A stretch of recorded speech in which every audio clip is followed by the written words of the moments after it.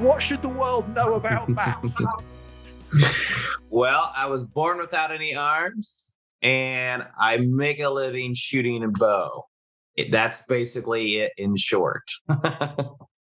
So, let's just jump into it, because how the fuck does that work? This is funny because it was 2010. I was sitting on the couch and trying to figure out how I was going to put food on the table. And I see a guy get a bow and he's shooting, and I'm like, I need to do that. So the first thing I did was Google how to teach an armless man how to shoot a bow. But in 2010, there was the things that popped up were not how to teach an armless man how to shoot a bow.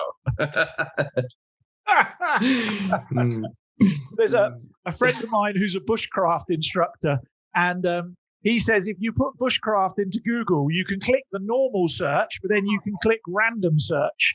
And apparently all sorts of dodgy shit comes up if you click random search. So, same if you type in armless archer. It intrigued me, though. When I saw it, it intrigued me. I grew up on a farm.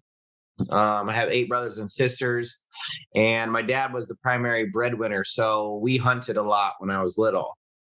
I've hunted with guns and stuff. And so I always had that knowledge of going out in the woods and learning. But for me on that day, because of everything else that I tried, it was like my last hope. Like, it was like, I got to get a bow. I got to learn how to shoot this thing, and I need to put food on the table. And so I went to the local archery range and asked for a bow, and they all looked at me like I was nuts because they're just handing some armless guy a bow. And of course, no one knew how to show me how to do it.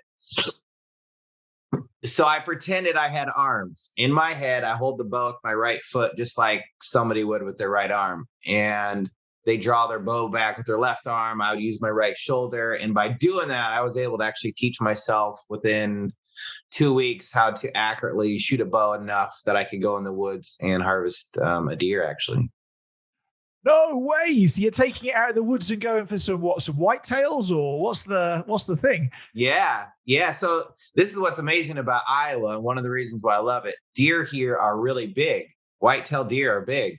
So you could shoot a doe that's probably 180, 150, 180 pounds.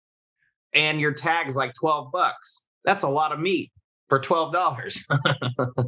You must make the butcher very upset at that point in time. Yeah, well, actually, believe it or not, I butcher my own deer. Okay. So I'll come back to butchering your own meat, because that's another. I've got some stories around that from my own world of hunting and whatever else. So it took you a few weeks, and you sussed out how to go and accurately fire this bow, or shoot this bow rather, and get yourself a deer. That's beyond incredible, dude. I was so determined to figure it out, and everybody was like, "There's no way you're going to be able to do that." And for me, in my mind, it was never an option of, I won't be able to do this. I literally was like, this is my only option. And so when you get your mind going in that direction, as I'm sure everyone has had that at one point in their life, everything kind of comes together and it works. And yeah, I was able to successfully harvest a deer. It's funny because once I got it home, I hung it in the tree so it could bleed out and stuff. And my boys at that time were pretty young, and they went to school and told their teacher that I caught a deer, I tied it up, and then I shot it. I was like, you guys are going to get me in trouble. You can't be going. The police and social services arriving at your front door in 10 seconds. Yeah. Mm. Wow. It was a pretty amazing. I might have just shed a little tear when I shot that deer, because it's like it knew it. I had just learned how to shoot. I had made up my mind that that's how I was going to put food on the table. And I go out in the woods and I literally just sit down by a stump on this trail. And probably an hour later, it literally just walks right by me at like 10 yards.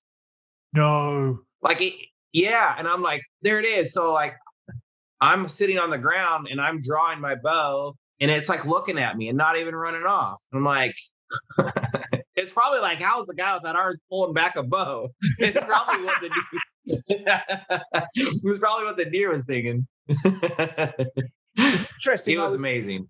I interviewed a tracker the other day on the podcast, and he was saying that the animals have become very habitualized to the human, to normal humanness.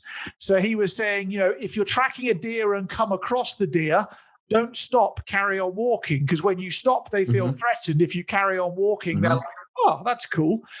And so maybe there was a bit of them that saw you and like the outline didn't look quite right to them. So they were like, oh, we don't know what to do with this. Yeah. It was just one of those things where I think it was just all meant to be.